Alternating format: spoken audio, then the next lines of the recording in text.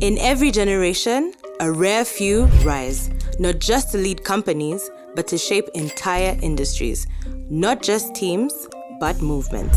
Welcome to the League of Extraordinary Leaders East Africa, where vision meets courage and strategy sparks transformation. Hosted by Uganda's leading business journalist, Muhereza Chamtetera.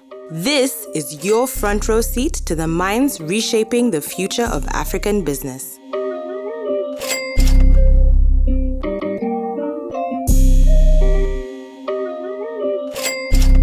Hello, good people. Once again, I welcome you to LXL East Africa, the League of Extraordinary Leaders, where we get to talk about the different leaders from the different spaces in East Africa who are doing great things for this region. And of course, the sole purpose we're doing this is to make sure that we learn from them. We get to them to share their experiences. So for those of us who are upcoming, those of us who are in the game, we're able to learn from them and also look at how we can build on what they've done to be able to move our region, our different spaces to the next level. With me here today is a gentleman that I believe most of us know and have seen. But me, I call him chairman.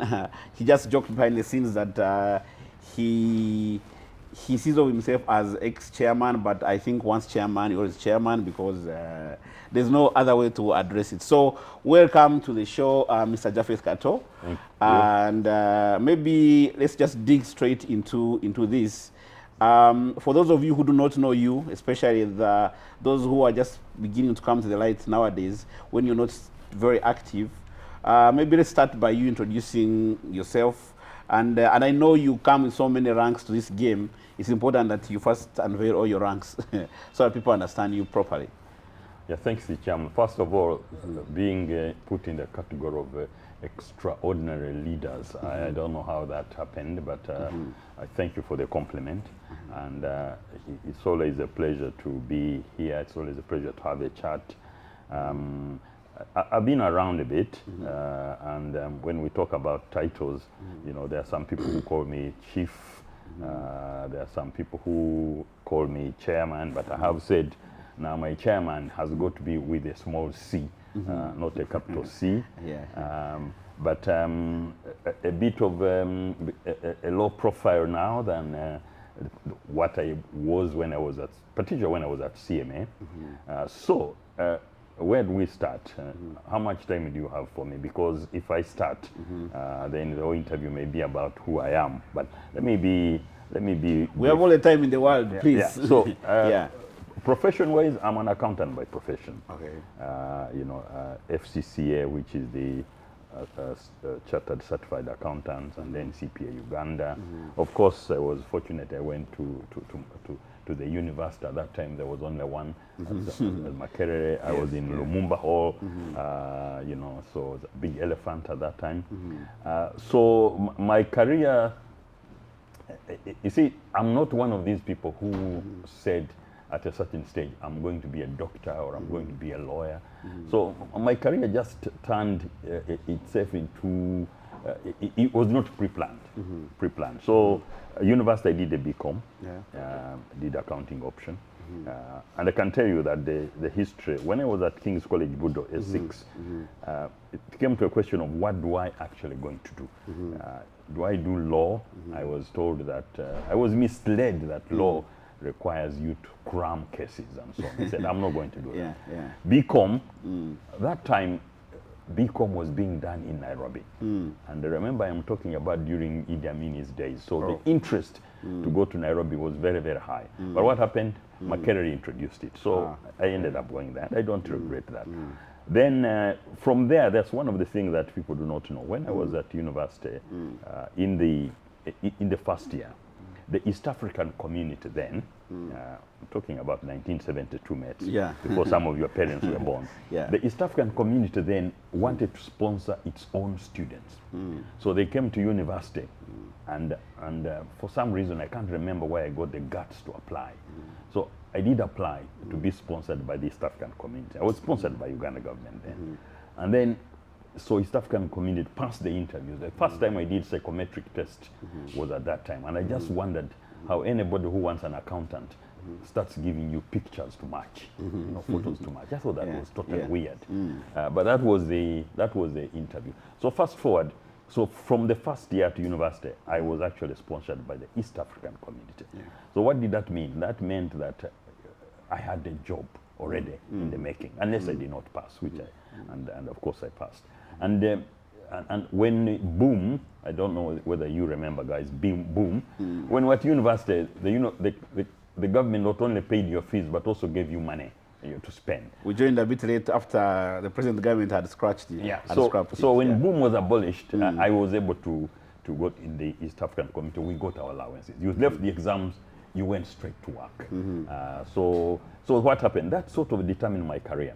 But there's also something else that's quite interesting. I wanted to do an MBA when I had been taken on by the East African community. As for sponsorship, they said, why are you doing an MBA when you are in audit department? You better go do SCCA. And so they sent us to Nairobi, Strathmore, to do SCCA. Fast forward, that East African community, then East African community collapses. Then I stay in Kenya, then went to the UK to complete my SCCA. And when I went to the UK, things were rough here. I did not come back. I stayed there and got a job. So that is the professional career. And so after I finished my SCCA, there was a big recession in the UK, and a lot of companies were being wound up, and they were looking for people to join the winding up business of company, the insolvency service, which I joined. And so from the insolvency service, I joined what we call companies investigation. What we don't have here is actually a body that investigates companies. If you are not regulated business and you do not conduct your affairs very well, in the UK there is an investigations division that investigates and winds up those companies. So I joined that, and then after that, then there was the Financial Services Act, Financial Services Regulation, establishing a regulator for the financial services in the UK. Remember, at that time, it was self-regulation. So when they established the statutory regulators, I joined an organization called IMRO, Investment Management Regulatory Organization, which was in charge of regulating fund managers, investment advisors, unit trust managers, and so on. Now, that shows you how it ended up in the CMA. So we were regulating the big fund managers. There may be pension fund managers. There was no distinction then whether you are managing pensions or managing other people's assets and money and so on. So it's from there that a bit of peer pressure. I was in the UK for 18 years working. Peer pressure and the people, and then Uganda was starting a stock exchange, a capital market. So I was attracted to come and be part of this important revolution of starting a capital market. Who fished you out, or you're the one who reached out? To be honest with you, we call it, this word we call headhunting. Right? They actually reached out to me, but there was a lot of colleagues, around my friends and so on, come and work home and serve your nation and so on. They said, I'm also serving because they send money. They said, no, come on the ground. So the opportunity came, and I took it.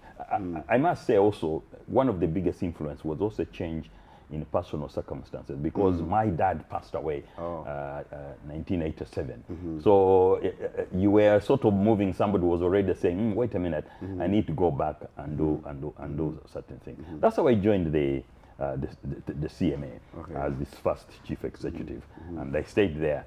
It always embarrasses me. I stayed there for 16 years, 1-6.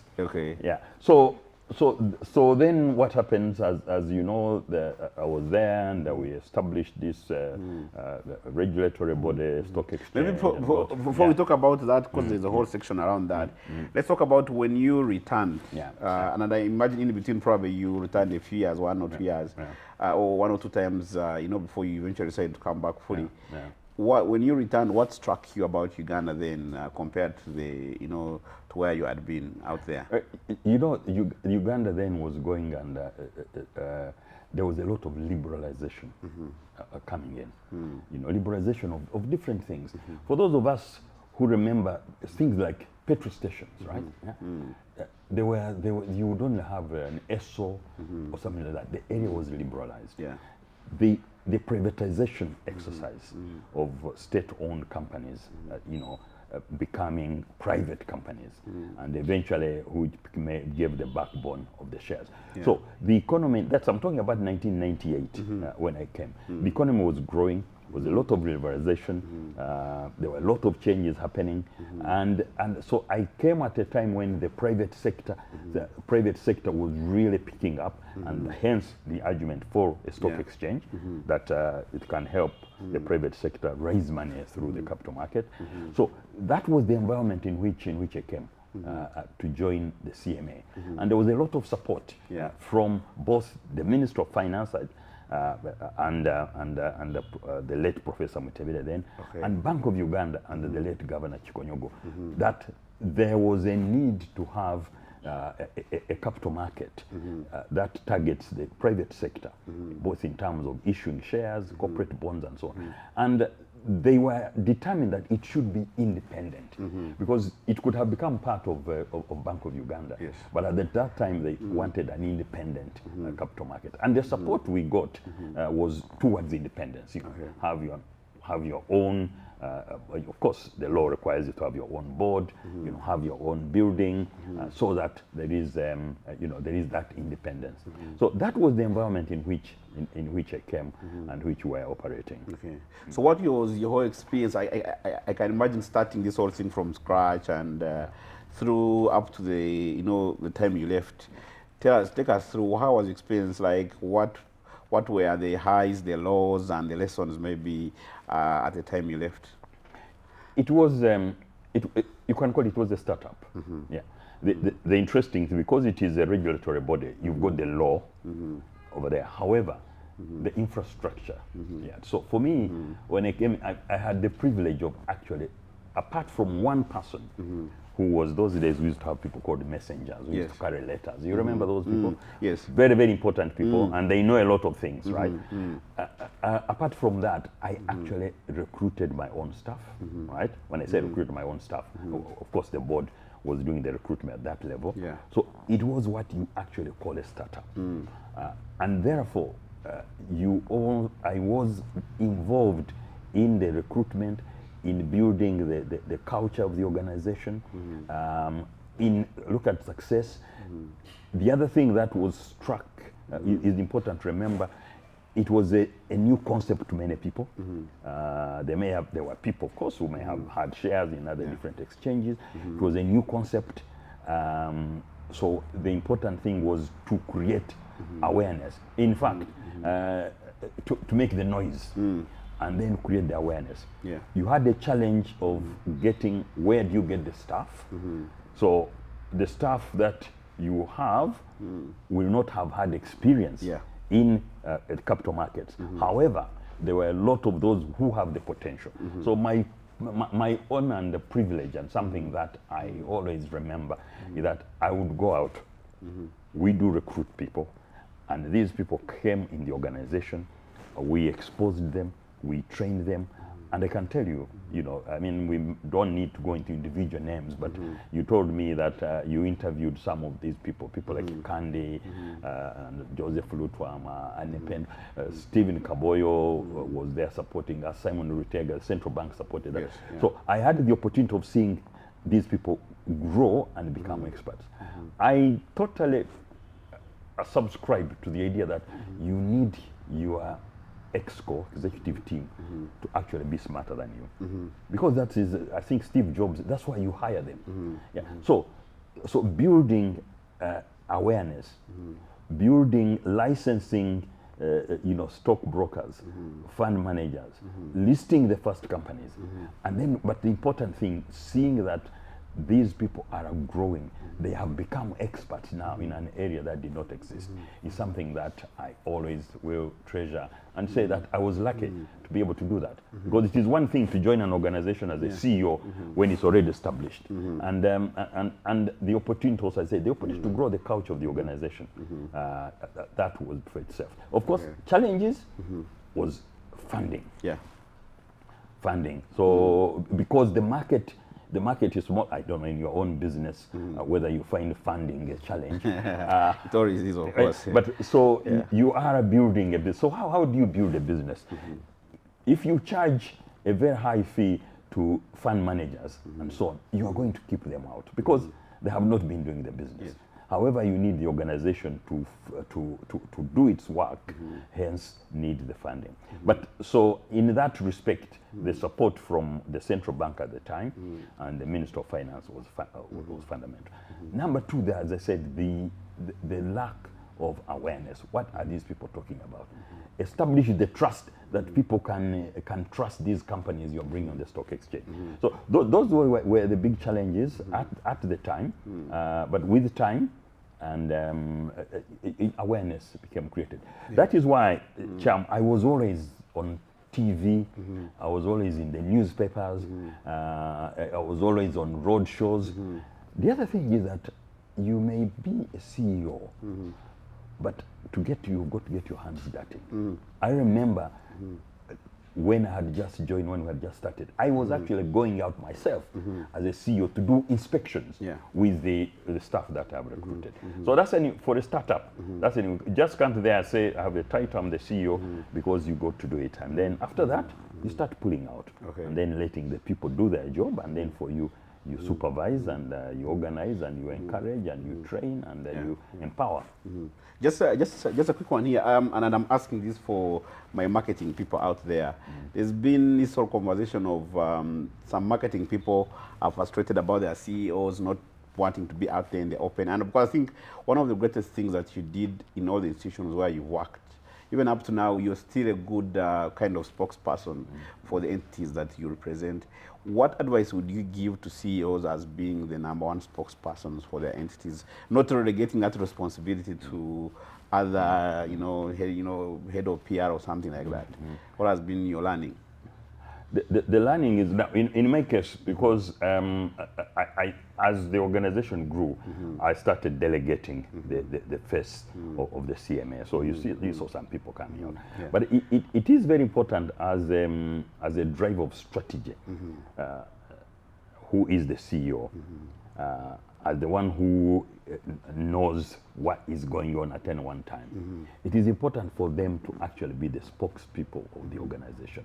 However, it is very important that the organization itself has got the policy to say, when does the CEO come out? When does the head of communications come out? What type of engagement, what level? There are certain areas, even when you call the board chair, because the board chair should not be out there, outperforming the CEO. But then you also must make sure that the CEO only goes there for certain things where the CEO's status, knowledge, network is required. But then so that you don't frustrate your comms people, not to go out, not to do interviews and so on. But internally, the rules have got to be very, very clear. There are certain things that are above your pay grade, then you don't do them. But it's clear, because otherwise, why are you getting these experts and you don't allow them to go out and speak? So building that trust. And so in organizations where you see that not happening, people probably are not very sure, is this person going to be the right thing, or is the charm going to ask such a difficult question, they go off track? So it is very important to do that so that you get that right balance. Okay, let's talk about the transition. It's interesting. I mean, you talked about 16 years. Did you, at the time you are leaving, did you feel you had done enough and you needed to move on? How did you resist the temptation to try to stick? Because we've seen some people trying to look for all sorts of ways of saying, or maybe you could have said, the authority is still young, let me do a little bit more time. How was the transition like, and how did you go through it? Actually, interestingly, I really didn't want to do 16 years. I thought if I did 5, I had a contract of 5 and renew it once. But it is always a challenge of succession planning. And also a challenge of an industry which we say is new. So some of our succession planning did not go right. You have an internal candidate, and then that internal candidate goes somewhere and so on, and then you got to stay on. And I know that in my last when the board asked me to stay for an extra term, which I agreed. When I wanted to leave, the board changed, and you know, there is a system which I do not like, is that in many government agencies, organizations, the board is appointed for a term, and the term expires, and the whole board term has expired. Yeah. So the issue of staggering the board is something that we have been advocating, so that at any one time, you know, the whole board does not expire. Yes. And if it expires, then you get into situations which is really totally unacceptable situations where you have an organization that has no board for a certain period of time. So at that time, the board's term was ending, and the minister, who is the appointing authority, the board recommends, said, look, there's a new board, can you give them an extra year so that we succeed? Now, so the leaving was, I felt that I had done quite enough for this startup, which had moved to the next level, for another person to come and move it forward. And let me tell you, Cham, we were very, very fortunate that so far even, the succession at CMA has been very, very smooth. From me to Keith, and now from Keith to Josephine, have been very good succession, which is a plus. But that is why, that's why it happens to have been like that. So 16 years, I'm sure you must have worked in between boards. As a CEO, you had different boards, and then also along the way with the different experiences you've had. What lessons or insights have you picked from there in terms of how best a CEO can rate with their different boards to make sure that they get the best results? So in between, definitely, the other thing with being a regulator is you are actually very, very restricted. So when I was at CMA, I could not go to boards because either those could potentially come to be listed, or they are already listed, or there are some conflicts. Remember, governance is about managing conflicts. Conflicts of interest and so on and so forth. So the experience at that time, I was also very active in the accountancy profession. So we also sat both in the SCCA board, the International Federation of Accountants board. But to be honest with you, what the transition, that's what you were talking about, the transition from let's talk about within the board. Initially within the board itself. It all goes to the question of selection, and it is all depends on the board members you get, and then whether you can put them on, bring them to purpose. People join boards for different reasons. The others who join boards because it is prestigious, produce a business card, I'm a board member of such and such organization. Others will go there because some people have been I was training one board, which I do now. Said, what motivated you to go there? And somebody says, akamane. So that is there. So to really is to get a good board, develop the board, because in our case, because the industry was new, we had to put the board on a board development and get them on purpose. Then you do not get the problems that other boards get, where people have come for different purposes. For the kamane. And the kamane in agencies is not very high. So that is what we did. So the CEO, you build that relationship. My first chairman was the Governor Emeritus Chibirango, right? Who had been a governor of the central bank.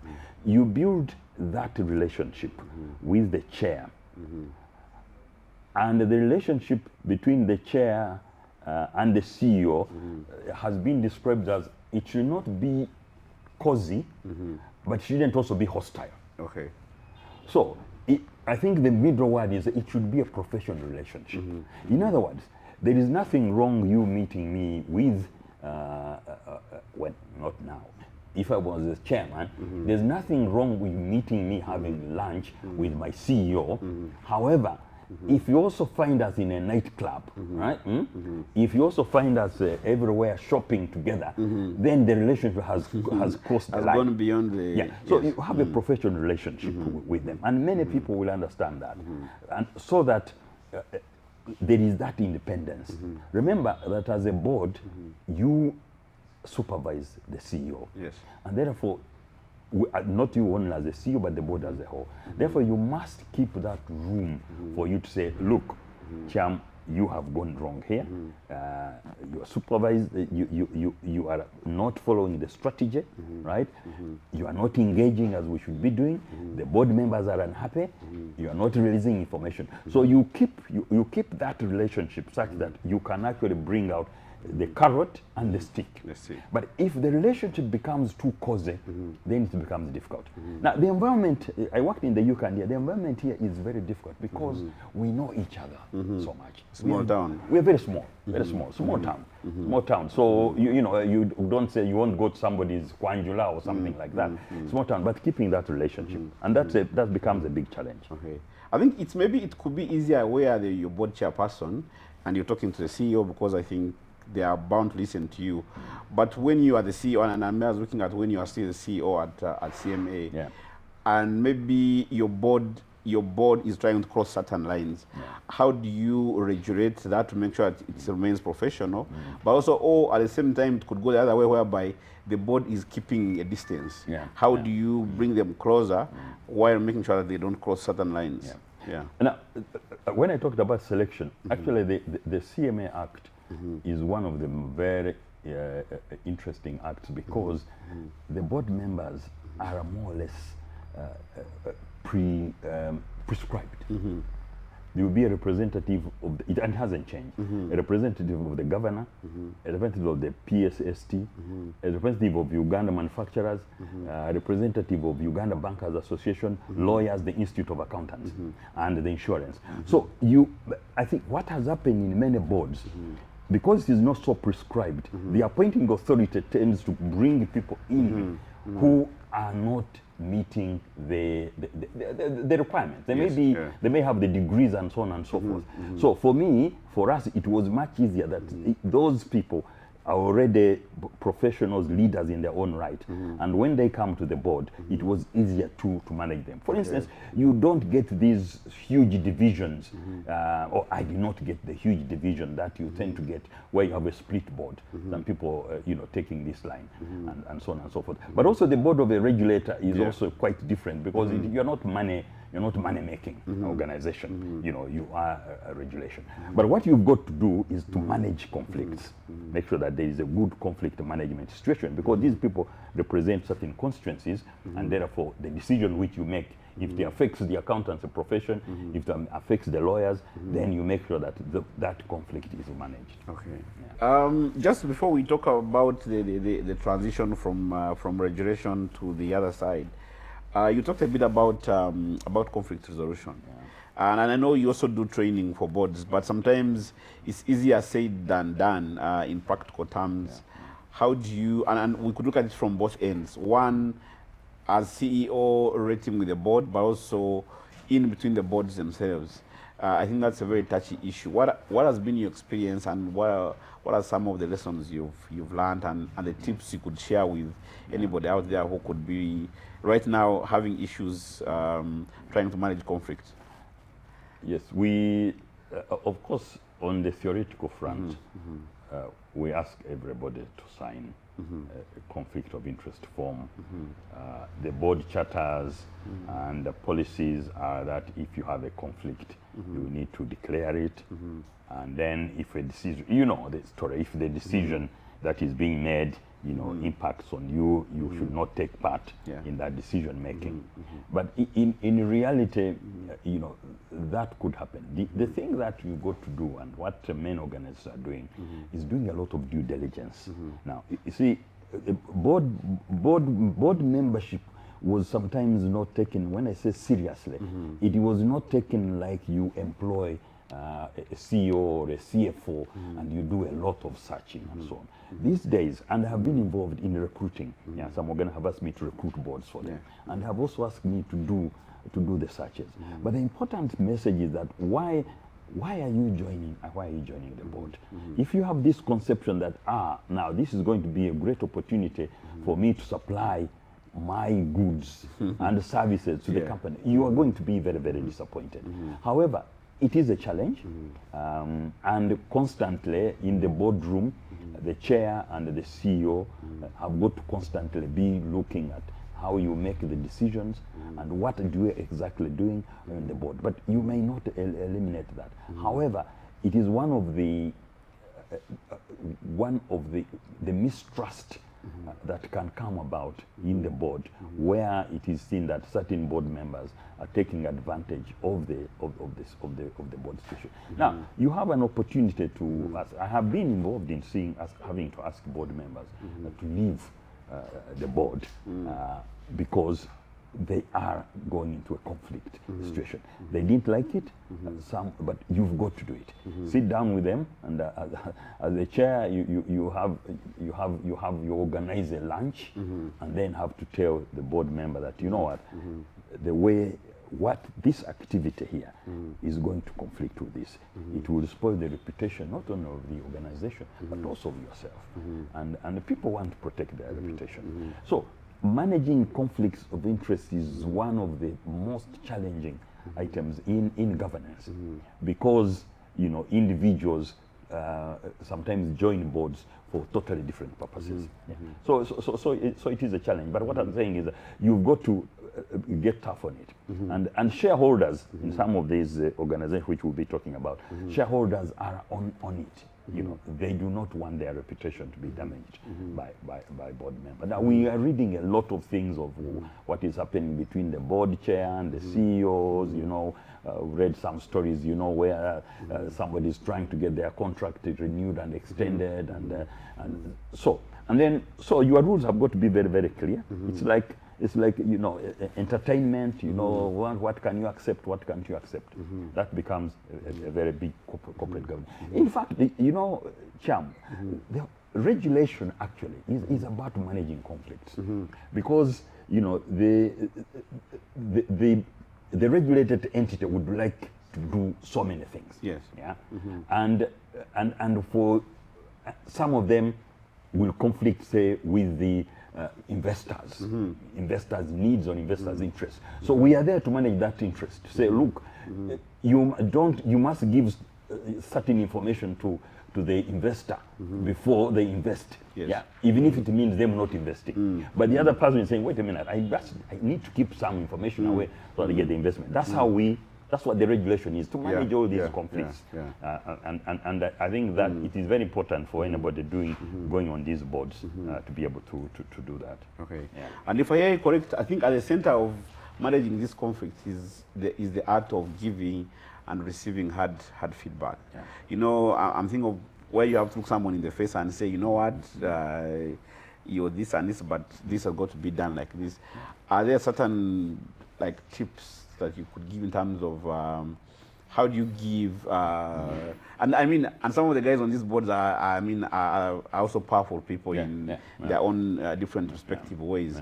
How do you give that hard feedback to them in a way that will not damage the relationship after? If you have got, in governance, the shareholder is a very, very critical person. Yes. Now, the shareholder in private or public companies is very, very clear. The shareholder in government agencies is government. So you can only be successful as a CEO if the shareholder supports you in that area. Therefore, you have to have a lot of engagement with the shareholder. In this case, the PS or the minister relevant, because if not, and remember, in many of these organizations, it is the minister who appoints the board member. So you've got to have that engagement and explain to the shareholder, who may be the minister or the holding company, that, you know what, you may have supported Cham getting on this board, but the reputation of the organization is going to be affected if this person continues or stays on board that way. And they do not want a reputation, because the reputation, is money, is profit, and so on and so forth. So that's what. So you need, as the CEO alone, you cannot, because they actually, in a way, they're your bosses. The board are my bosses when I'm on the board. So it is me to now say to the shareholder that I am seeing this risk. And if the shareholder decides to remove the board member or to recommend that the term is not renewed, it is the shareholder. If they don't, then you have the consequences. Now, as a CEO, it's a question of where do you stop? Yeah. Okay. And speaking about now the transition to I mean, you went on, you went to Stanbic, you went to UBL, EABL, and a couple of other boards. For starters, did you like Kwetega? You know, there's a word called Kwetega in Uganda, which is basically, but I think the softer version of it is positioning. How did you position yourself to? Because I don't think everybody who I don't think necessarily all the CEOs who leave certain institutions are going to get appointed to the boards. I mean, you've got to be doing certain things in a certain way. For somebody who, for example, is a CEO right now and their term is about to come to an end and they are thinking of how to put. And right now, especially, there is a big move for everybody who they seem to be positioning themselves that they want to become board. But beyond just saying, I am positioning myself to become a board leader, what must you be doing to make sure that you become attractive enough to join, boards, especially of such reputable institutions like the ones that you joined?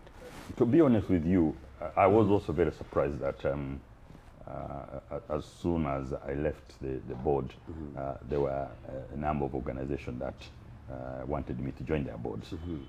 As I said, although I was not, when I was CEO, I was very much involved in boards, especially the professional boards. Yes. I mean, I mentioned the SCCA, International Federation of Accountants, CPA. I think the relationship that you develop with the entity that you regulate, the way the professionalism, let me say, blow my own trumpet, the professionalism you showed when you are dealing with them. Like, for instance, Stanbic did a listing when I was at CMA. They also one time used to have they had a brokerage. I mean, they still have a brokerage firm. The way you conduct yourself and they do the searches, so they felt that there was a fit here of somebody who could bring in the knowledge. And the introductions are necessarily, I mean, for instance, one time Stanbic had one of the executives on the board of the CMA, representing Bankers Association. And also the networking that one does through the profession. The network one does through presenting at conferences, at seminars, and so on. So they saw that I had the knowledge, the experience, but also I could say the reputation, I think, of being able to add value to the board. So when I was approached, I was surprised. And then, of course, we talked about cooling off and so on and so forth. I was surprised and then went through a series of interviews and then went on the board of first actually a board of East African Breweries, and then the Stanbic came afterwards. But the question is, people ask me, would like to get on the board, what have you got to do? First of all, what you've got to do is you've got to be known. Yes. And how do you get known? Do you write? Have you ever written a piece of work? Have you, even on a small LinkedIn, sometimes I look for people that are not even on LinkedIn. What have you done? Have you led before you go to the big board? The other time when I got an accountant's lifetime award by ICPAU, I said that you've got to be able to say, I have at least sat on a board of a school or a church or a mosque or a local community. Start from the NGO side where they need your expertise, whether you offer it free and so on, so that you become, people say, oh, wait a minute, we are looking for somebody, he or she has done this, and let's see whether they can get on the board. So, but it is not, for instance, I did not consciously do these things in order to get on a board. But what I was doing through training, through speaking, through writing, and so on, we are founders. We wrote the first book on corporate governance here with a number of people. So that actually was, I think, my selling point to be able to get on these boards. And then, some of the people you interact with, totally outside work environment, that happens. So, question comes is, how do how do you prepare yourself to get on board? And for me, I say that is the way you've got to do it. Okay. Yeah. Because very few boards, I've seen NGOs actually, some NGOs advertising for board members, yeah, but many don't. And the other misconception, I do not play golf. Right? So it is not a golf course. Yeah. It's not a golf course affair. Yeah. Of course, it helps because you meet people in the golf course. I'm not a Rotarian, but I used to speak to a lot of Rotary clubs and so on and so forth. So you've got to create that network of knowledge and experience, and then so that there is an awareness. Okay. Yeah. Okay. I think so. What I hear from you is an incremental thing that you've got through many small little things. Yeah. Your reputation. You have to Absolutely. create, awareness. Yeah. You've got to show that you're knowledgeable, and also being careful about the people that you meet every day, because you don't know who is going to take you where. Yeah. And maybe the next thing that, of course, like you said, and it reminded me a small story when we were in the seminary, and they were asking us, the first question was, why did you join the seminary? Yes. And there's one guy who was very frank and said that, me, I want to drive a car. Yeah. Simply because at that time, priests are the ones who used to drive the cars. Yes. Yeah. So earlier on, when you mentioned about the Kamane, it's key, but beyond the Kamane and that prestigious titles, I'm sure it also comes with a lot of responsibility. What must people who are aspiring to join the board be aware of? And probably these are some of the things which you also learned later on after joining. What is the other side that we don't see apart from the glorious things? What responsibilities come with this? Interesting that you raised, you're ex-seminarian. Yeah. In my presentation, when I'm doing the corporate governance, best corporate governance, I have a question there. Why did you join the board? And I ask board members, and they get a lot of answers. The typical answer is to bring my knowledge and experience in there, to help the organization grow and so on. I was at one training where somebody says the Kamani. But the important thing is that it is looking very attractive. There is now a very big move for people to want to join boards. It is prestigious, it is chairman and so on. However, there's a guy called Agustino who said, if you want prestige, if you want to make money, if you have a cause, there are better ways of doing it than joining the board. Because the board comes with a lot of responsibility. In terms of the decisions you are making, in terms of the time commitment. Just recently, I was reading an article where board members, 3 board members of South African Broadcasting Corporation, were actually were involved in awarding some large sums of money to the chief operating officer because he had made a certain transaction, and somebody went to court and challenged whether these people were entitled to that money and the contract. They have been asked to pay back the money, and it's a lot of money. So there are a lot of risk in the decision that you make.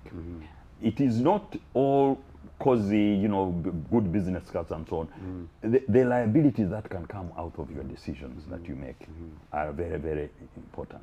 In a regulated entity, the regulator is looking at how are you doing, what are you doing, what are the conflicts and so on and so forth. So it is a good thing to go into, but it is not as rosy as it is. The time commitment and then the responsibilities and then the liabilities that can arise out of the decision you make. In some cases, they can come at you. But it is also a great thing, a great opportunity to be on a board and be involved in laying strategy, decision making, and seeing how that progresses. So the issue of integrity is very, very critical. I was actually, as I was prepared for this, I remembered, the guy Warren Buffett, big investor. He said when he's recruiting, he looks at 3 things: integrity, intelligence, and energy. However, he said, if you do not have the first one, right, the other 2 will kill you. So it is also very, very important that we get that in the mind, people, that it is not all rosy. On the other hand, however, it is a great opportunity to be involved in decision making and seeing the organization grow, and you're making your contribution. Okay, great. I think the other question related to that I wanted to ask is that there are people who actually or entities that have boards that they actually, and great boards that they actually use. But then there are also other entities, especially maybe the family-owned entities or whatever, that have great boards that they are not utilizing or that they are not intending to use. Or sometimes they intentionally choose boards that they can weaken. What do you, as an owner of a business or as an owner of an entity, lose when you have a weak board or when you have a strong board, but then you intentionally weaken it by not using it? Basically, what do you lose? Yeah, you see, every company is required to have a board, right? Yes. Yeah, the company. They don't dictate, the terms and so on. So there are those who have boards because it is a tick box exercise. You are required to have a board. You have board members, but what you lose is that you cannot. You may be running the business, but you cannot be an expert in everything. You cannot be everywhere. And there are people who may have done that business before and successfully. So what you gain by having a good board is a good team of advisors. They each come with their own individual skills. And together, they discuss and agree in the best interest of the company. And if you have those good advisors, and I know it is very tough for private family businesses to let others in. But what they are missing is the expertise. You cannot have it all among us family members. So bring in that person to give you the knowledge and expertise. You will compensate them through allowance and so on and so forth, so that they have the interest. However, you must always be very careful with those you bring in. There is this issue of purpose, which has become very, very, very important. We have always got visions, mission, values, and so on. And by the way, when I was at university, which is many years ago, even when I started working, those things were not there. You did not enter a room and the first thing you see vision, mission, and so on.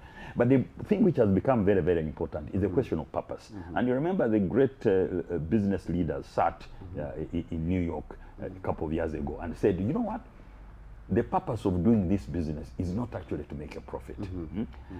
Now, some people don't believe them, but they're saying, we are playing a role in society. Now, for your business, if you are in the media business, we always advise that do not only get media people, because they will be talking the same language. It becomes groupthink.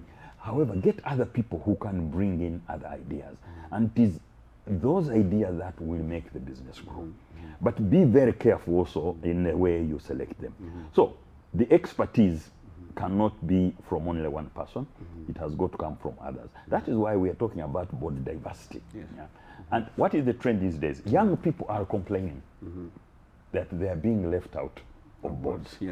They are the largest. If you look at the population, by the way, for us over 70s, we are less than 1 million in this country, right? The young people are saying, look, we are the consumers. We are many. Why don't we get on the boards? And my answer is, yes, I think young people should get on the boards. In fact, some of the boards I have been on, I can't even mention Stanbic. We got a lot of young people. Now, it depends on how young is young. For me, 40 is young. But the young people should also be, yes, you go there, but can you demonstrate what value you're going to put there? I am an expert in cyber security and so on and so forth. I may be 30, but I'm available and I can do it. And I have to appreciate I'm on a board. Because remember, the danger is for you to be on a board and think you are now management. So those people. So the trend is actually going to be that we are going to see younger people on the board. The gray hairs are going to go away because the expertise that is going to be needed in the next level is going to be it will be with the young people. We're talking about digitization. We're talking about, we're talking about modern the modern way of doing things. We're talking about artificial intelligence today, all that type of stuff. So the young people, yes, you have a chance, but you must prove yourself. You cannot go there because you are young, or because you are a consumer. But let's see the value. And then again, for me, who has been involved in selecting boards, how do I know?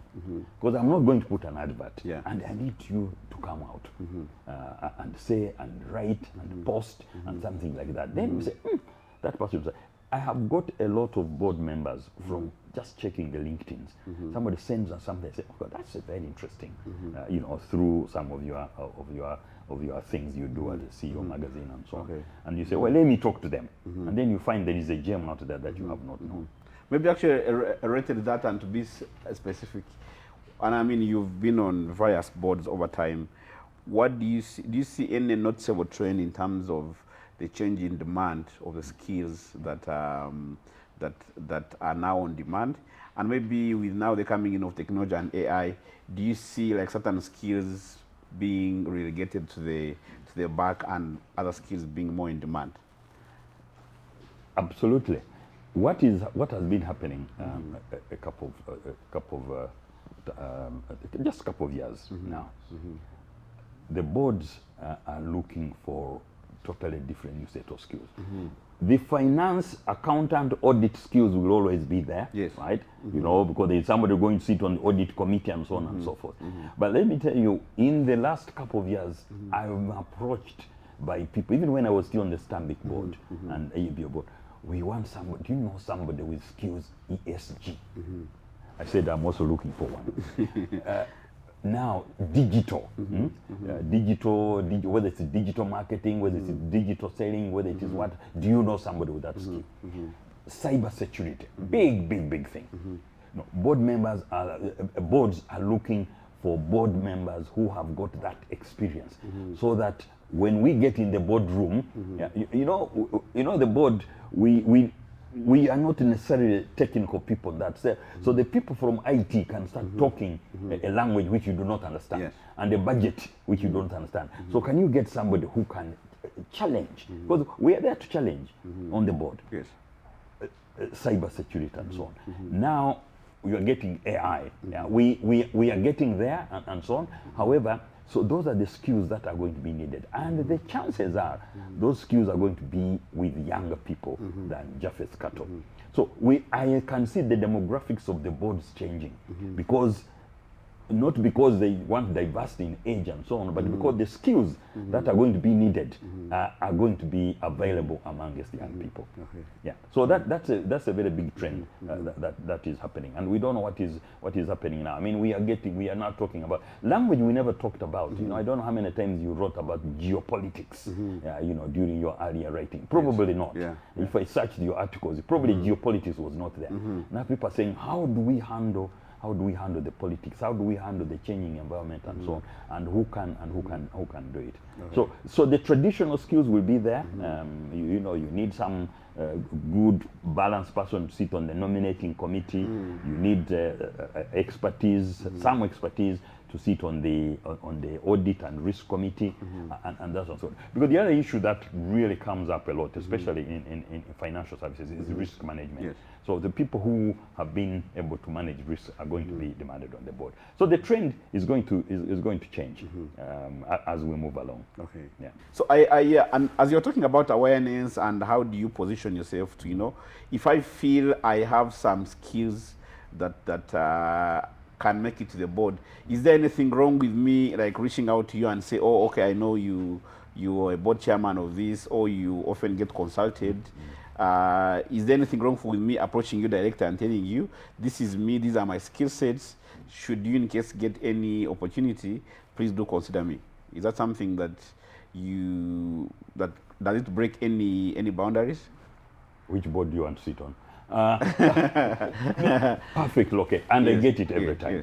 I get it every time. I tell when you approach me, I'll always be able to say, because I do some board searches, I do board recruitment for some, not a lot. I do many of them without being paid for it, but sometimes an organization hires, you know, my JKC Consulting. You know, I have a corporate governance consulting firm. They hire us to search for boards. It is perfectly okay for you to say, look, I've reached a level now, I feel I can make a contribution on a number of boards. And this is the expertise I bring. You know, if the board is about in the business of you know, sales, whether it is an FMG and so on, I have this experience. It is perfectly okay.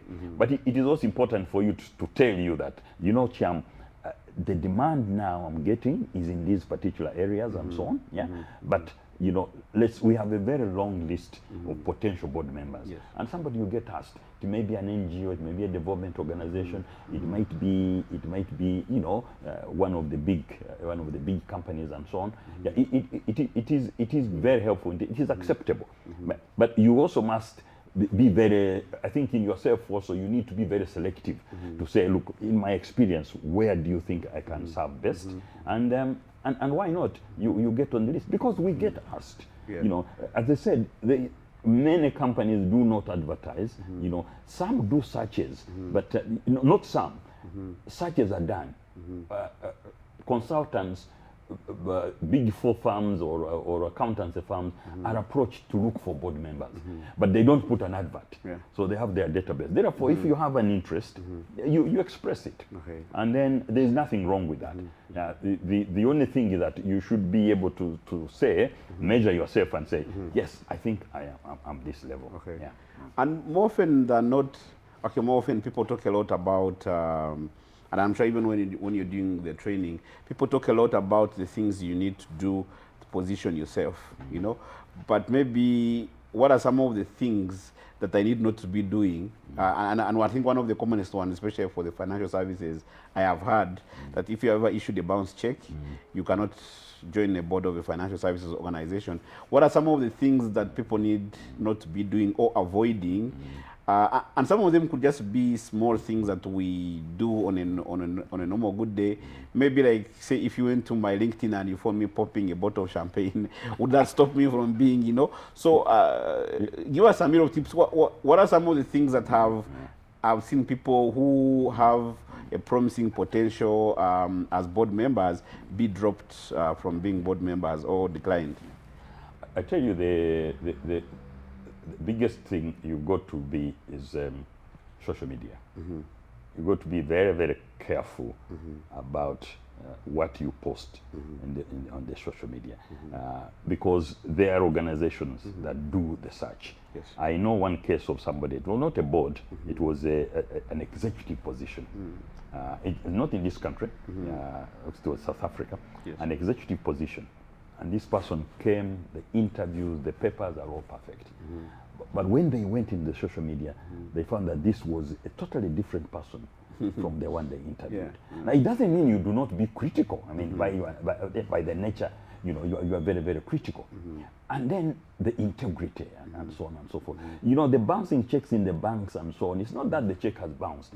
It throws the whole integrity and ethics into question. Is this the person? Because remember, when we're on the board, we are preaching, you know, thou shalt not do this, thou shalt not do, thou shalt not do this.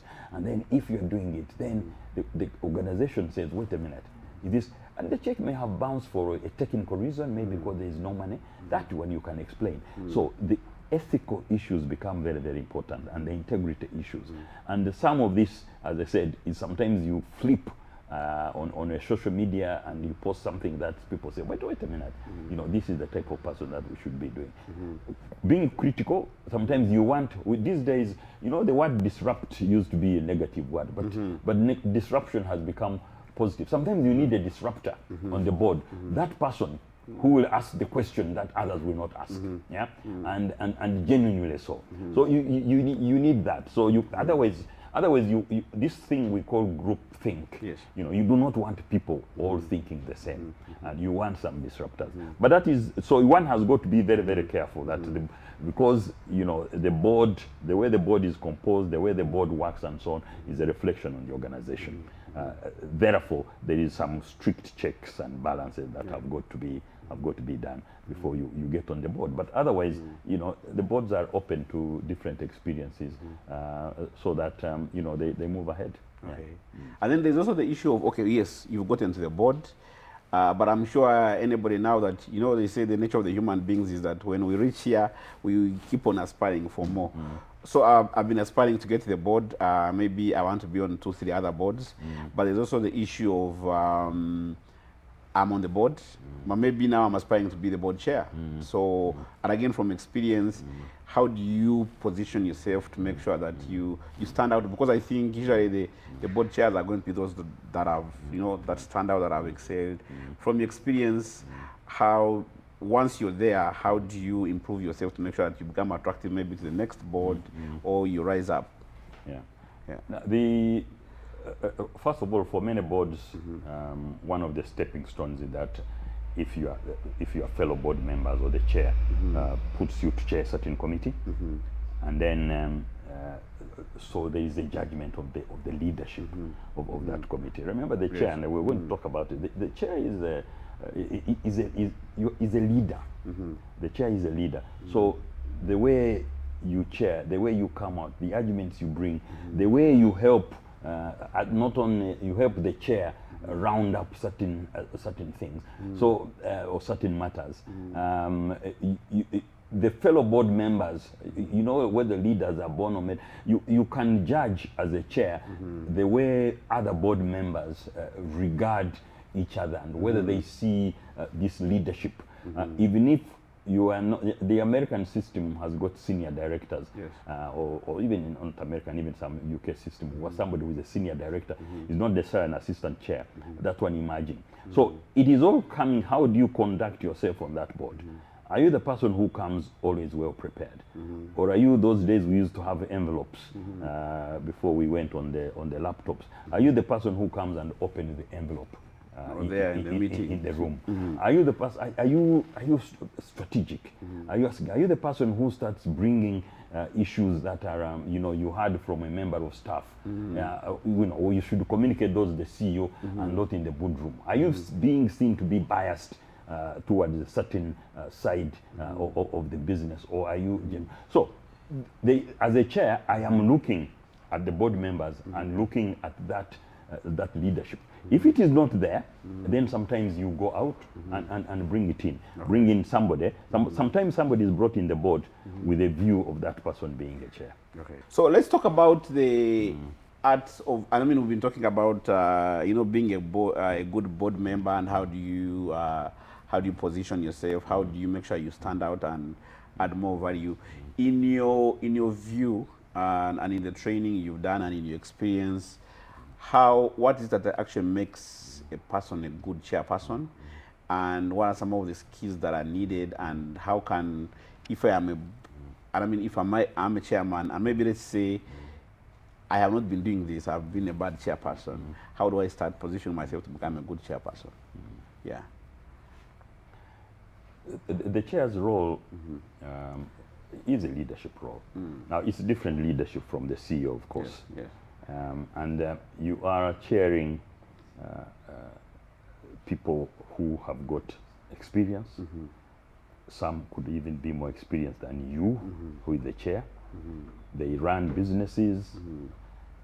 They have been CEOs in some organization. Therefore, for you as a chair, as a leader, first thing first. In financial services, we always talk about know your customer. You need to know your board members. Yes. Their strengths, their weaknesses. How do they excel? Number two, I've just been reading about. I'm not a music person, but the chair is like the conductor of an orchestra. Yeah. You are there conducting, but each different person is playing a different tune and so on. But together, you bring them together too, and then you get this music. Now, you must respect. You respect these people for their experience and skills. You always have to be, because they're experienced and skilled. As a good chair, you've always got to give them a chance to make a contribution. And for you, you listen. And not only that, you also got to know those board members that will only make a big contribution if you ask them to, if you give them an opportunity. Then you've got to manage those board members who will always want to be talking about things like that. So the chair's role, therefore, you have a leadership role. You are like an ambassador of the organization. But you also need to have a role of listening. You need to have a role, you need to have the skill to know which board member does not come out. You've got to challenge You got to challenge, encourage the board members to challenge what they get from the executives. And in a manner, not this is rubbish, but have you thought about this? Because they remember these are the skilled people. Then it is actually a people business. You've got to be able to also have board members who are willing to be developed. When I was at Stanbic Bank, we had a system called reverse mentoring. Because of the new technologies and so on I was talking about, board members will not know certain areas, but some staff members, not even exco, will know those areas. So you've got to have board members who have got the humility to say, I do not know that one, and actually I have no problem learning from somebody who is lower than me.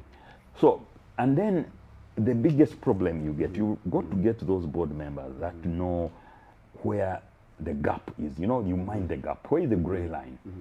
We are concerned about the strategy, the purpose, the mission, the oversight, but not the management.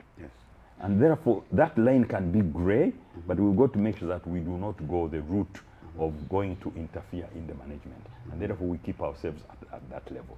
So as a chair, you've got to make sure that that whole orchestra is working together. And thank God these days we have what we call board evaluation. And at JKC, if I may do the advert, we do a lot of board evaluation. You should be able to subject your boards to evaluation, peer evaluation, or assisted by a consultant to see their strengths and weaknesses and areas for improvement. But board development is quite an important thing because there are new areas that the board members will not be able to know about. But what is the role of the board? The role of it is oversight, making sure the company is going on the right track.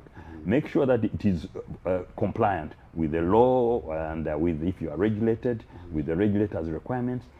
Make sure that people are performing. Make sure that the CEO is leading the organization in the right direction. Make sure that there is that culture. But in managing the meeting, you've got to make sure that you have those ears listening at every corner. And then at the end of the day, come up with resolution. And then follow up with the resolution. In my experience as a board chair, one of my biggest alliances is the company secretary. A role that sometimes is not given the due importance and respect. In fact, I've said that when I was a chair, I used to deal more with the company secretary than with the CEO, because that is your governance officer. That's the one who links you as the chair with the board members, who links you with the management, who links you with the CEO. So that is the chair's role, and that is, and definitely because of that, giving you that independence. That's why you find the chair does not sit on any committees. So give people a chance to bring their views, give people a chance to conclude, and pull out that expertise. So if you're an ESG expert, I would like you to give an opinion on certain matters as the board has oversight, and then be able to come out with that expertise. That is why you have that diversity of the board. Now, you may get a board member who is not, we call it board dynamics. You create a situation where everybody feels very comfortable discussing matters. And then the thing that I used to do is also, as a chair, have a one-on-one with board members. Definitely, the chief executive is like a must. I would meet my chief executive, at least every month, definitely before the quarterly board meeting, just to get that update. Don't wait the board papers to come. You should know what is going on. But also, in the interest of knowing your customer, because this is all about people. You meet your board members and discuss with them, and then so that there may be issues they don't want to raise in the meeting, and they can raise them with you. How do you? I mean, it's easier for the mentor probably, but as a mentor, how do you, as a potential mentee, how do you identify and how do you approach a mentor, and how do you keep them interested? Because it's you who seeks to learn. I think to me that's the question that most people could be struggling with, given some of the people that you have mentored. And I think there's a person I interviewed recently who mentioned your name. It must have been Kate. at DFCU. Yes, at DFCU. I think some of the lessons you learned from that. So then it could help people out there approach their mentors. And then I think as we wrap up, it's more of like, if you could send out a message out there, next generation CEOs, board members, what that message could be. And and if there's any other issue that you want to address, then as we wrap up, that's where it will come in. Cool. All right. Let's talk about the bit about, and I think you talked about this earlier, about the importance of maintaining a professional line, which is more like, independence. Of course, it's easier said than done. From experience and in reality, how do you make sure that you maintain that independence from external, especially? And I know, it's a common thing that in government, that's where most likely, or maybe it could be wrong, that's where a lot of interference happens from other powers that be. How do you maintain? How do you remain firm? At the same time, also remain in job, because it's also important that if you're going to serve, it's important that you remain in the position to be able to serve, but at the same time resisting external forces. How do you do that in reality? And probably you may not have to mention this, but thinking about some of the situations you went through, how do you navigate that tricky position? Yeah. So the board members, as you know, the whole structure of boards, you've got in many companies or organizations, you've got the executive directors, those who are employed by the organization, but they're also on the board. Then you've got those we call independents, who are not employed by the organization. However, as you said in your question, these independents have been nominated or appointed by an authority or a shareholder, or they're appointed by members in a general meeting. So the question comes, how do you handle a situation where your independence is being compromised, where you are being asked either by somebody who nominated you or who appointed you to take a particular line at the board meeting, and a line which may be against your own conscience, or which you think is not in the best interest of the organization. How do you do that? You've got to be very, very open to your appointing a shareholder, whether it is the majority shareholder or the minister in case of government, of certain things that you're not able to do. Now, that might risk you being dismissed and so on and so forth. Because you see the consequences, as I said, of following whatever, of not exercising your own independence can be very, very serious. As I said, there are cases where board members have actually been, charged, or board members have been asked to pay back, like we have seen. So it is a very big challenge. And then how do you do with that? Now, my personal view, first of all, I'm very fortunate I have not been in that position. But there is also a position where the majority shareholder wants a certain line of thought or of decision making. Now, it is, to be honest with you, in theory, you've got to be blunt and say, look, I cannot take that particular line. But you need to convince that person why you're not doing that line. That's not because I don't like your instruction and so on and so forth. But it is on individual basis. Are you comfortable? Is your conscience very clear that you should follow a certain line on the board just because somebody else who is not on the board but has interest is doing that? So it's a big challenge. And for me, what I've said is, because remember, we talked about you want intelligent people, you want people with the energy, but you want people with integrity. Now, it is part of the problems we get is because of that, that people get on the board for a certain agenda or a certain cause. But that cause sometimes is not in the best interest of the organization. So what is my answer to that is, you've got to take your position as an individual. It may be risky for you, which means you may get off the board, but it is better to get off the board because you have taken a position than get off the board because you are being taken to Luzira or you are in the media for the wrong person. We've seen a lot in organizations, especially some of the government agencies have been reading things about people, exchanging money, or somebody's insubordinate and so on and so forth. So that is a risk that you take. So it is an important individual decision. And it doesn't mean you can't be convinced. If you are convinced that it is a cause. Remember, the best thing you do is what I'm doing in the best interest of this organization or in the best interest of one particular class of shareholders. But let me make it very clear, Cham, that I have been in both organizations that have majority shareholders. The shareholder is a very, very powerful stakeholder in the organization. If it is a government organization, the government is an important stakeholder. If it is a company, the majority shareholder is an important person. You don't deceive yourself that you are going there on the board to be able to do things that the majority shareholder does not support, or you are taking a line or a purpose that is different. So we get influenced, by a majority shareholder. However, if the matter becomes unethical, if it is totally against your principles, the best thing is to say, guys, I think I am not following this line, or allow me to say I have resigned. You don't want to be sacked. Easier said than done, but that would be my personal position. And at the time of being appointed, it is always very, very clear. You can sense. So put it this way. You want to get on boards, many people want to get on boards. You have also got to be selective on the boards you go on. You may say this board, it could be for ethical reasons. You may say, look, I don't like the business that they do.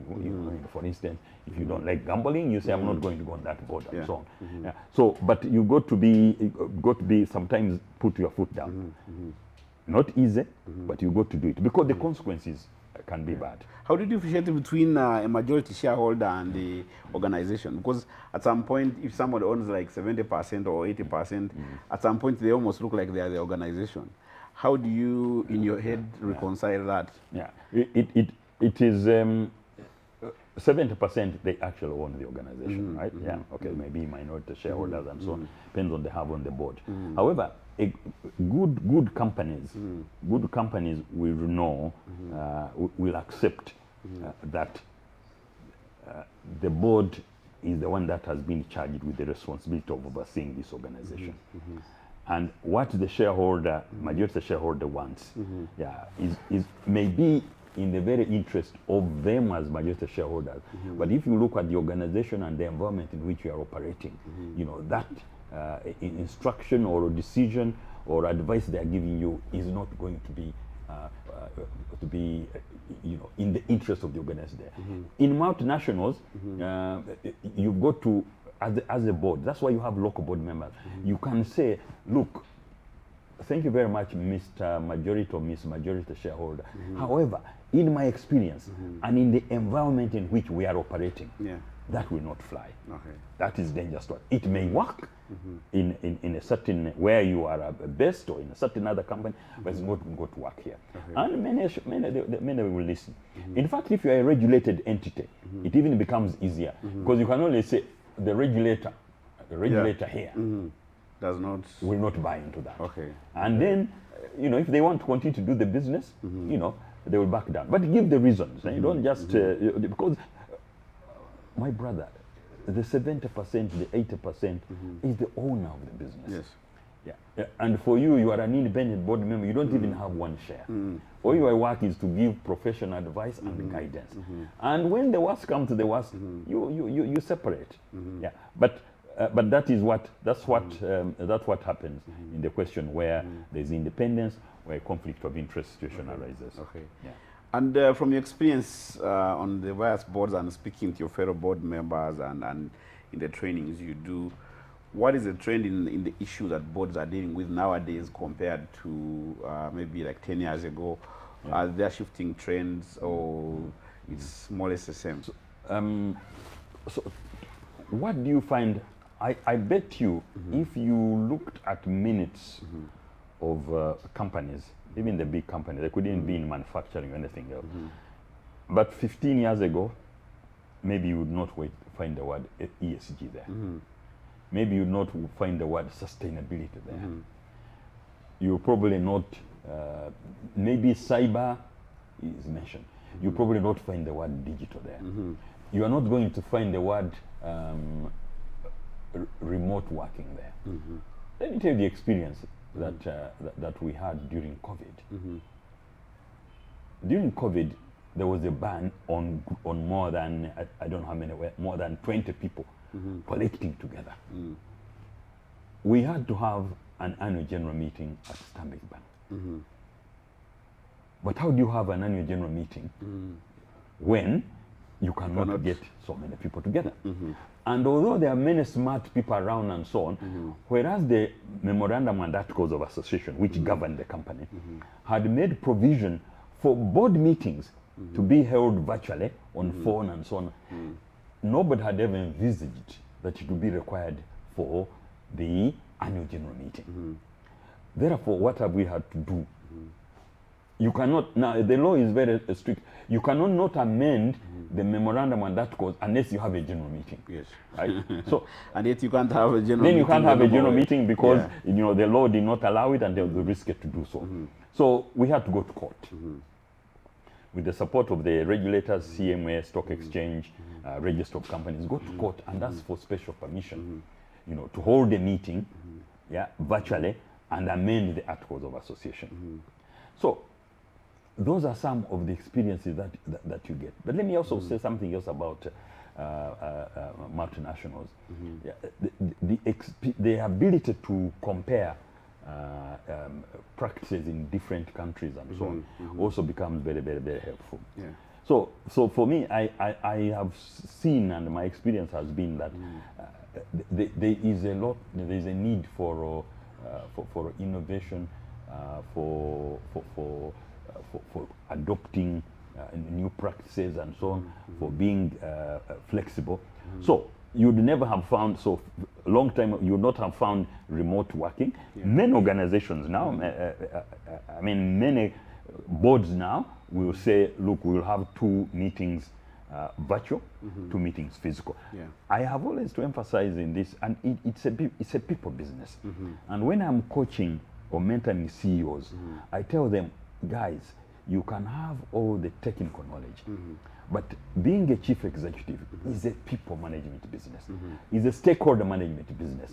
In fact, I caution them that you may be an expert in engineering, you may be an expert in finance and so on. When you become the CEO, that expertise is not going to be used, because now you'll be dealing with stakeholders. Chamtetera will be ringing you, wants to do an interview with you. Oh, there is a crisis somewhere. The regulator is calling you somewhere. So that thing we are not able to see. Issues of cyber, issues of digital. Now we are talking about AI issues. Those were not there. So as I said at the beginning, we are dealing with totally new issues now. Performance is still important. However, the issues of the risks have completely moved. There will always be risks. I mean, if you are a bank, you've got risk of people not paying the money. You've got risk of exceeding your exposure. You've got risk of capital. But there are new risks now that you have got to deal with. And the people now you hire are going to be different from what you hired. The discussion in the boards is going to be different because we have got the new environment in which we are operating. You know, we're talking about sustainability, talking about society, the stakeholder. Yesterday I was talking to guys at Makerere Endowment Fund, the one for the computer thing, courses, and I said, even this word called stakeholder, when I was at university many years ago, it wasn't there. I did not hear the word stakeholder. I did not hear the word corporate governance. Of course, organizations were being governed and so on. But now, if you are a CEO of an organization and you do not take care of your stakeholders, somebody may not even have a share in the organization, but is a very important stakeholder. Yeah. The media is such a critical stakeholder, in what you do. So you've got to make sure that you engage the stakeholders. So the job, not only the matters in the board have changed, but even the role of the CEO has completely changed.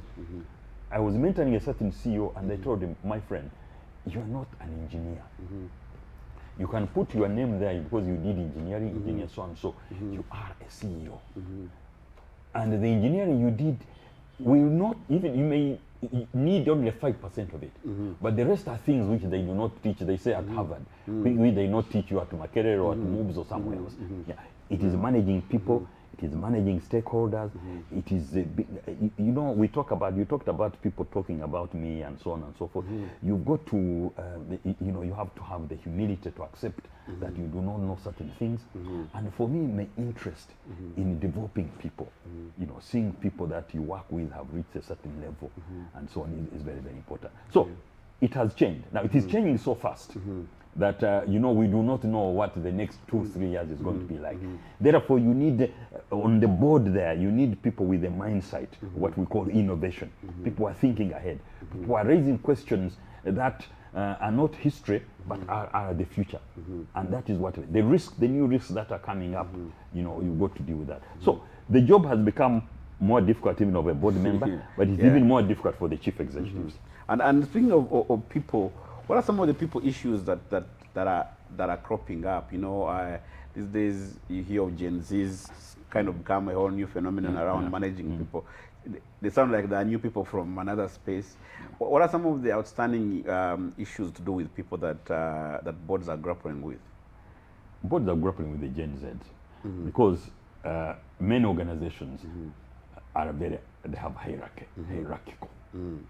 You see, the Gen Z, or Americans say Gen Z, does not understand why he cannot walk to the CEO's office and talk to the CEO, right?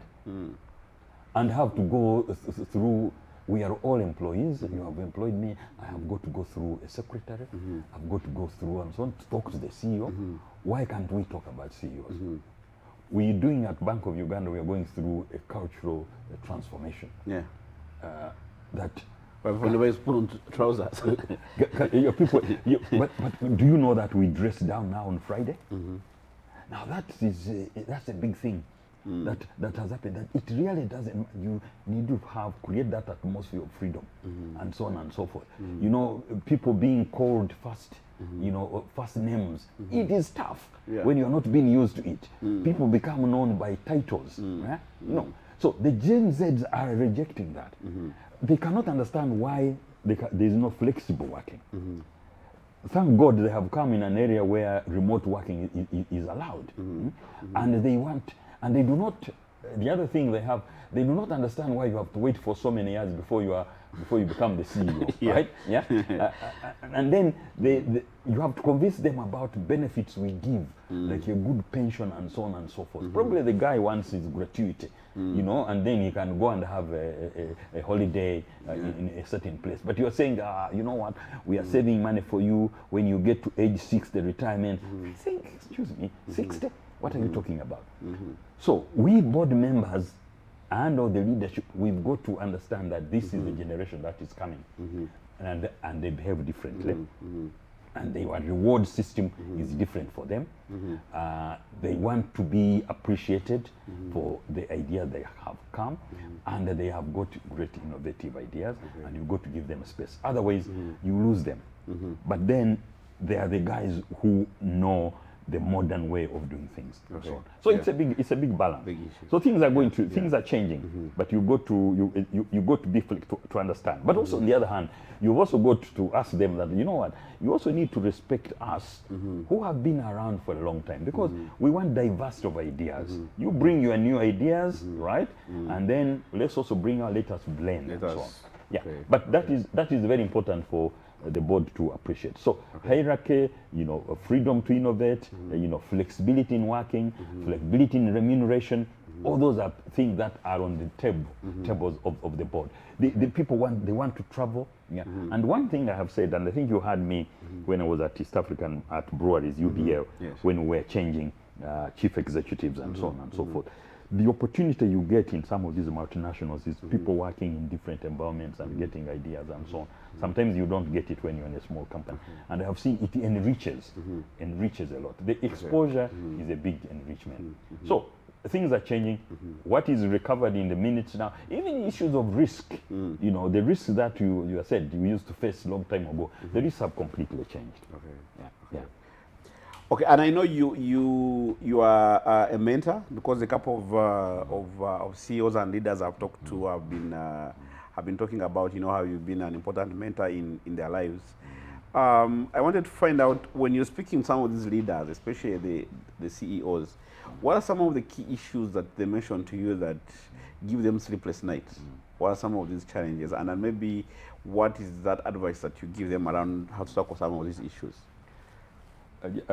It's interesting, Cham, that there are many people who say I'm their mentor, when I actually consciously did not know I was mentoring them. There is the formal mentoring where, you know, you are engaged to mentor a certain CEO or a board member, and mentoring and coaching and sharing experiences and so on.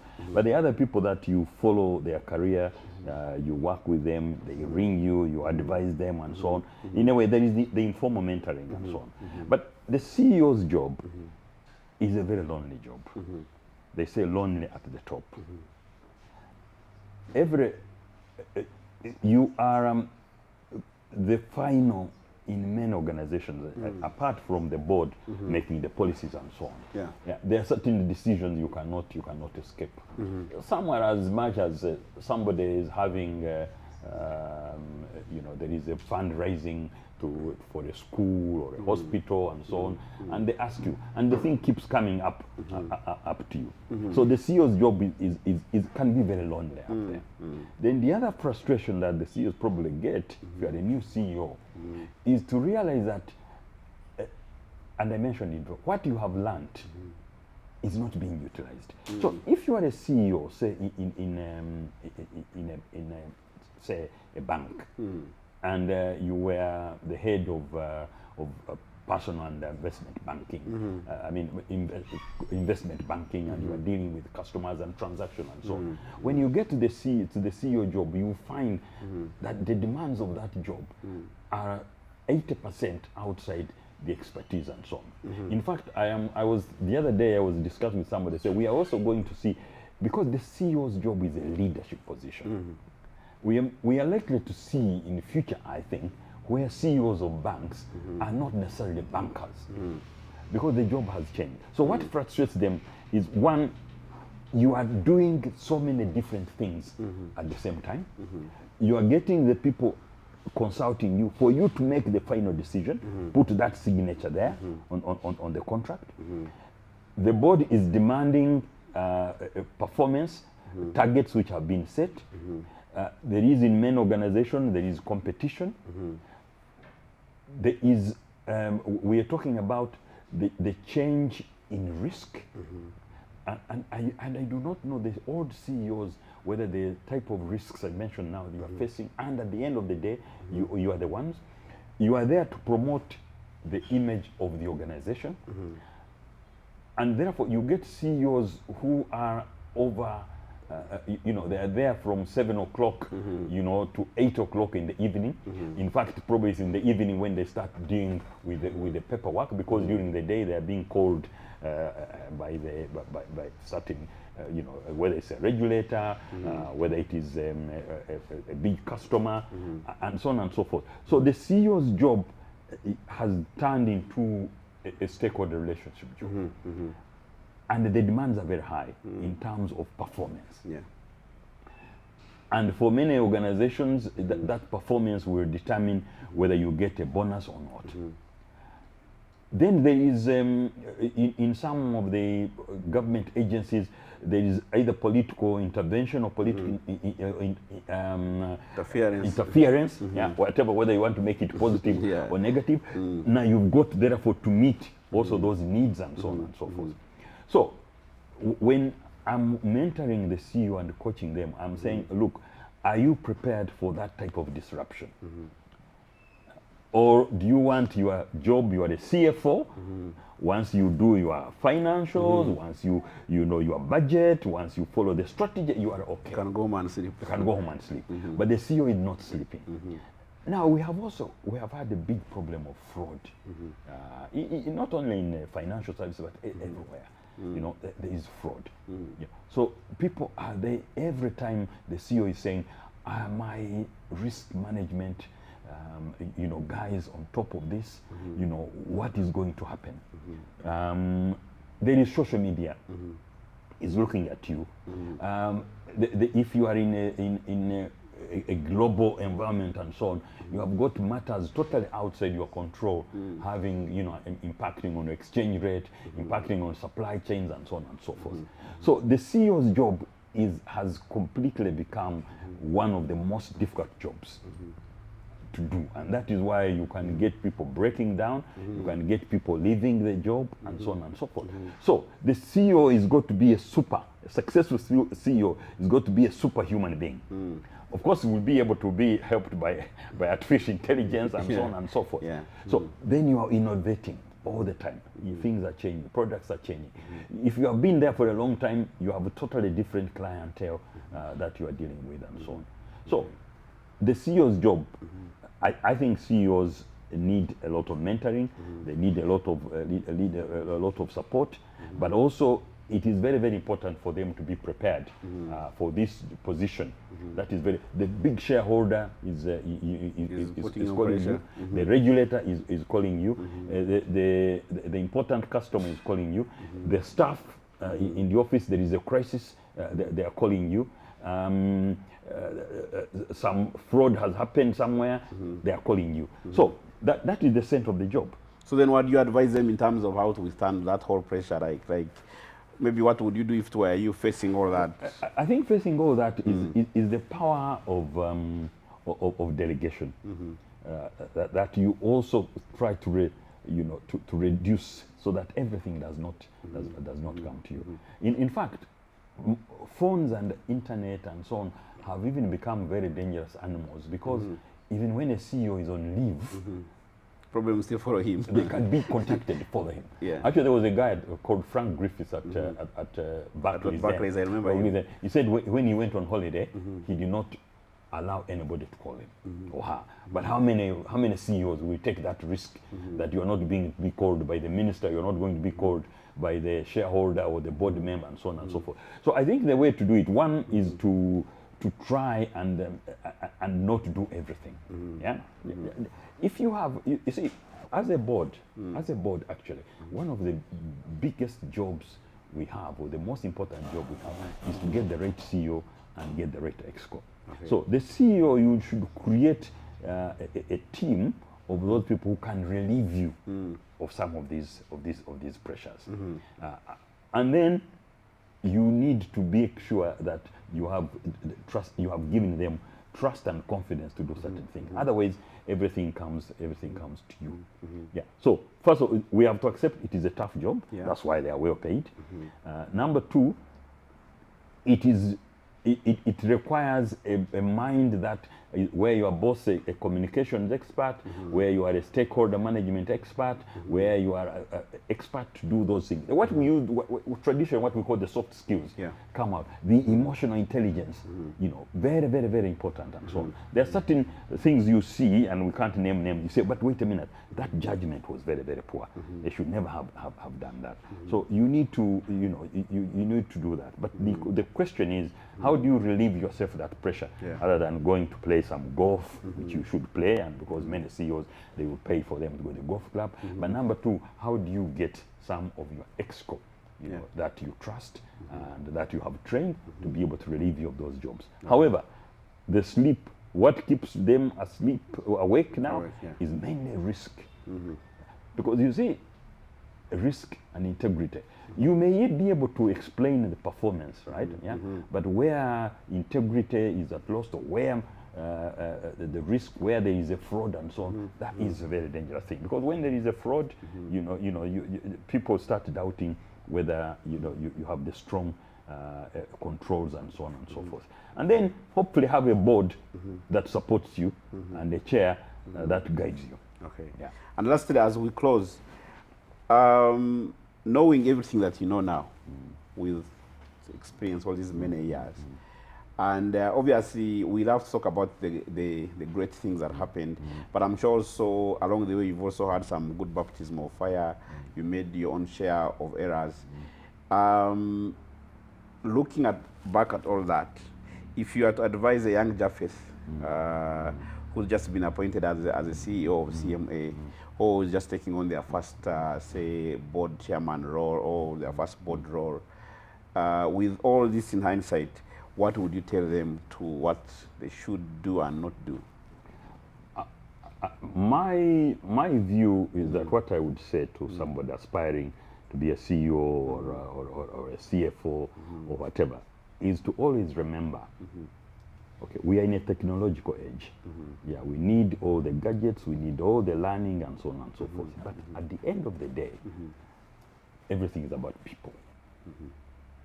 Whether people are customers, whether people are, because even shareholders, you know, there may be companies that there are people behind them. Yes. The people who are reporting to you, the people who are not even connected to the company, but they're outside there, the people in the media, they're all people there. So you have also got to be very, very people-centric. And one of the case studies, one of the areas where we learned the importance of people in an organization was during COVID. Because we realized that, you know what, you know, it is all about people. Where people are not able to come to work, systems were not working, and so on and so forth. So whatever you do, whatever sophistication you have in your systems, controls, and so on, is going to be about people. And the people also you must make sure that people identify with the organization and with its purpose.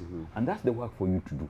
That you sit down and do strategies at the you know, you go to hotels and do strategies and so on. It boils down to people. Do people understand what we are doing? You've had this so many times. The janitor in the USA who was asked what he was doing and says, I'm helping send an American to the moon. Yeah. I used to tell my driver who drives me, you know, one time I was a very big man, you know, chief executive with a driver and so on and so forth. I didn't have a lead car or anything like that. I used to tell him, look, my friend, when you are taking me to the airport to go for a meeting in Arusha of East African integration, you are contributing to the integration of East African capital markets. You're not just driving. The other story was a bricklayer who was building St. Paul's Cathedral, and he was so proud saying, I am building a cathedral, right? Yeah, I'm not putting up a building. But at the end of the day, it is people, it is relationships. Some of the big problems we've had in leadership and so on is relationship, not managing to develop the right relationship with the right people. So what is my message? Invest in technology, but invest in people. And at the end of the day, you know, once you have the people have the trust, they will be able to open up. In other words, somebody will be able to say, I can tell the chief executive this matter, and the chief executive will not just kick me out or sack me. So for me, that is my message. All right, great. Thanks a lot, Chief, for the very important words of wisdom. And I think it goes back to what they said, that people don't leave organizations, people leave bad leaders, you know. So it's very, very keen about it. In whatever you're doing, it's all about the people. And so thank you guys, those who've been following us, watching thus far. I know it's been long but very interesting, because you rarely get such kind of you know, wisdom. Because actually there's someone who joked that the likes of, you know, there used to be an era of the people, the Martin Alikas, the James Marwanas, the board, and probably you're one of the few remaining in that era of the great leaders. So that's why we had to make sure that we get you. And I know it's, you know, trying to get you has been difficult, and I am aware of the difficult circumstances we've been going through, and we are grateful that you spared this time and build some wealth of knowledge that is going to be relevant for the many years to come. So, good people out there, you tune in for the next edition of our session that we'll have LXL East Africa. And like I always love to say, if you feel you're a great leader, if you feel you have a lot of information to share with us, do reach out to us and we'll be able to come and tell your story. And while at that, please make sure to follow our channels, YouTube, LinkedIn, X, Facebook, and all the other channels where you're consuming this, where you're watching me from, and see you on the next episode of the LXL East Africa. I remain yours truly, Muhereza Chamtetera.